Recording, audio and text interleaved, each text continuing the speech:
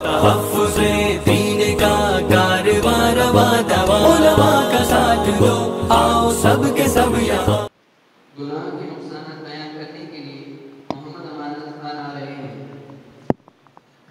السلام علیکم ورحمۃ اللہ وبرکاتہ۔ الحمد للہ رب العالمین والصلاة والسلام علی رسول الکریم، اما بعد، اعوذ باللہ من الشیطان الرجیم، بسم اللہ الرحمن الرحیم۔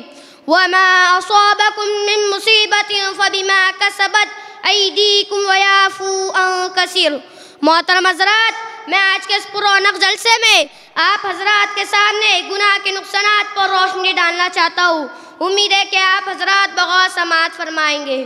حضرات، گناہ کرنے سے آدمی علم دین سے محروم ہو جاتا ہے، گناہ کرنے سے رزق میں کمی آ جاتی ہے، گناہ کرنے سے خدا تعالیٰ سے وحشت ہوتی ہے، گناہ کرنے سے آدمیوں سے بالخصوص نیک لوگوں سے وحشت ہونے لگتی ہے، گناہ کرنے سے اکثر کاموں میں دشواری پیش آتی ہے، گناہ کرنے سے قلب میں ایک قسم کی تاریکی محسوس ہوتی ہے، گناہ کرنے سے دل اور جسم میں کمزوری پیدا ہو جاتی ہے، گناہ کرنے سے آدمی طاعت سے محروم ہو جاتا ہے، گناہ کرنے سے عمر گھٹتی ہے اور زندگی کی برکت نکل جاتی ہے، گناہ کی نوسط سے دوسرے مخلوق کو بھی ضرر پہنچتا ہے، اس وجہ سے دیگر مخلوقات اس پر لعنت کرتی ہے۔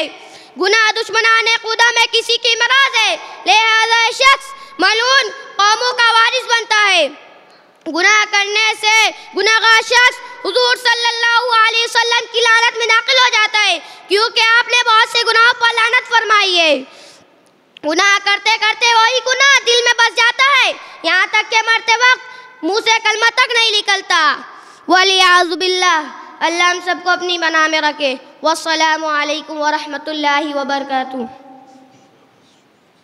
ہے ہند میں انوکھا مرکز تحفظ-E-Deen، یہ دین کا ترجمہ ہے مرکز تحفظ-E-Deen۔